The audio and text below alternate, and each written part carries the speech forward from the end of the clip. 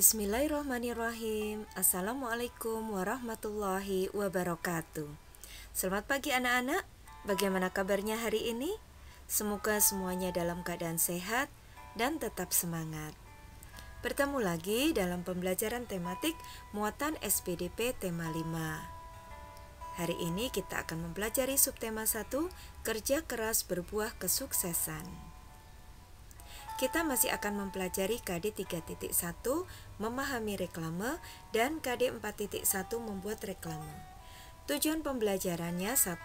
Siswa mampu mengidentifikasi ciri-ciri reklame yang ada di sekitar secara tepat. 2. Siswa mampu mengklasifikasi reklame berdasarkan ciri-cirinya dengan tepat. Mari anak-anak kita awali pembelajaran pagi hari ini dengan mengucap basmalah. Bismillahirrahmanirrahim. Di dalam Al-Quran, surat Al-Hujurat ayat 10, Allah berfirman, orang-orang beriman itu sesungguhnya bersaudara. Sebab itu damaikanlah, perbaikilah hubungan antara kedua saudaramu itu, dan takutlah terhadap Allah, supaya kamu mendapat rahmat. Masya Allah anak-anak, kita hidup di dunia dipersaudarakan oleh Allah, maka hendaknya kita jaga persatuan dan kesatuan. Hari ini kita akan melanjutkan materi pekan lalu tentang reklame. Anak-anak masih ingat? Apakah definisi dari reklame? Coba kita amati gambar pada halaman 21. Apa yang kalian amati dari reklame pada halaman 21? Ya, itu adalah reklame tentang pasta gigi dan kemudian tentang lomba kreasi TPA. Gambar tadi menunjukkan brosur dan selebaran. Apakah kalian pernah menemukan reklame yang mirip dengan reklame pada gambar tersebut? Insya Allah sering ya anak-anak, kita sering menemukan reklame yang mirip seperti reklame tersebut. Apa ciri-ciri khusus yang kalian temukan dalam reklame gambar tersebut anak-anak? Ya, yang pertama tentang informasi, ya, informasi tentang barang atau produk dan kemudian himbauan untuk mengikuti lomba. Kemudian apa lagi? Ya, ada kalimat dan tulisan yang singkat, jelas, dan mudah dimengerti. Kemudian ada komposisi desain dan warna gambar yang menarik dan mencolok. Dan yang ketiga, jujur, ya. Jadi reklame itu hendaknya mengandung pesan yang benar dan jujur atau tidak menipu.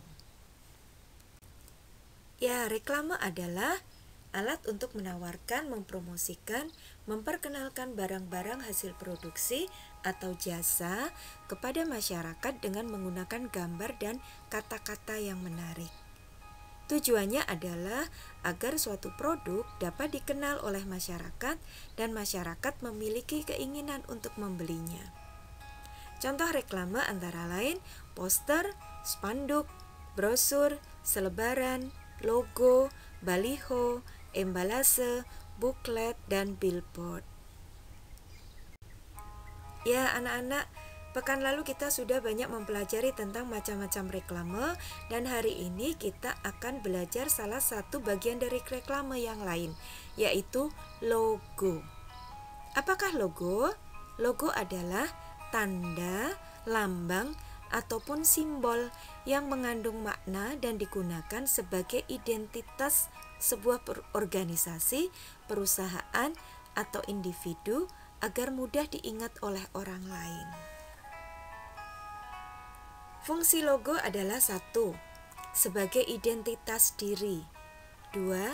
Sebagai tanda kepemilikan. 3. Tanda jaminan kualitas. 4. Mencegah peniruan atau pembajakan. 5. Menambah nilai positif. 6. Properti legal atau sahnya suatu produk atau organisasi. Dan yang ketujuh, mengomunikasikan informasi seperti keaslian, nilai, dan kualitas. Kita perhatikan ada logo kota kita tercinta, Kota Magelang. Kemudian logo sekolah kita tercinta, SDIT Ihsanul Fikri, Kota Magelang. kemudian ada logo Kemendikbud Tutwuri Handayani, ada logo matahari dan logo sepatu Adidas. Itu contoh macam-macam logo.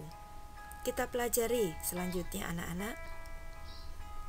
Jenis-jenis logo. Jadi ada 3 macam logo anak-anak. Yang pertama adalah logo type. Logo type yaitu logo yang menggunakan tulisan.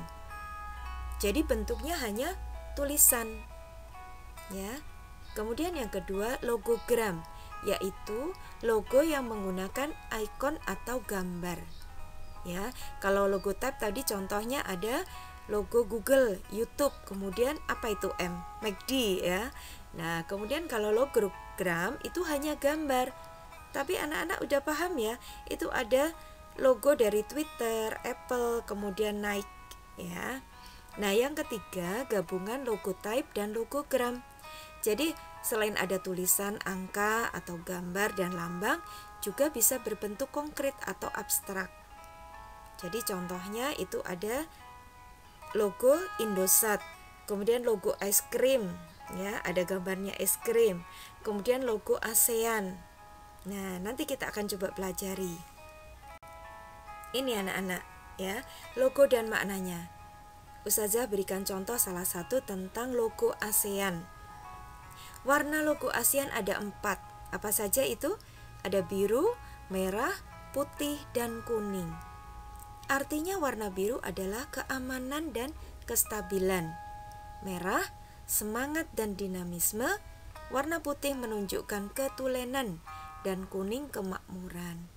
Kemudian yang gambar kuning itu adalah menunjukkan 10 tangkai padi, melambangkan cita-cita pelopor pembentuk ASEAN di Asia Tenggara, yaitu bersatu dan bersahabat.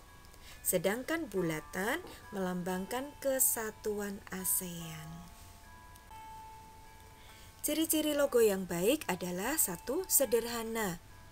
Kemudian yang kedua unik. Ketiga mudah diingat. 4. Bertahan dalam jangka waktu lama. Dan yang kelima sesuai dengan tujuan pembuatan logo.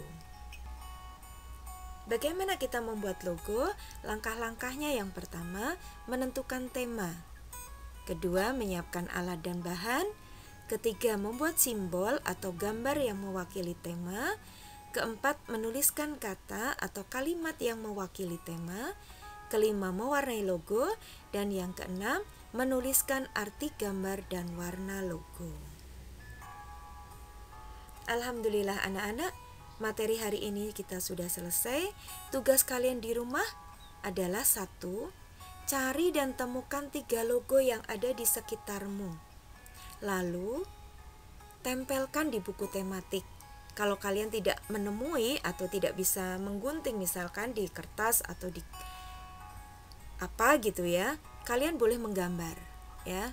Jadi gambar logo yang ada di sekitarmu atau tempelkan kalau kalian menemukan ya. Kemudian di buku tematik tempelkannya. Kemudian yang kedua, dari logo yang kalian temukan tadi, apa logo yang paling menarik? Ya, jelaskan. Yang terakhir, foto tugas kalian dan kirimkan ke wali kelas. Paham ya anak-anak? Alhamdulillah. Ya, anak-anak tetap semangat BDR, semangat belajar dari rumah. Manjada wajada. Kita akhiri pembelajaran hari ini dengan mengucap hamdalah, alhamdulillahirabbil alamin. Terima kasih anak-anak, tetap semangat. Wabillahi taufik wal hidayah. Assalamualaikum warahmatullahi wabarakatuh.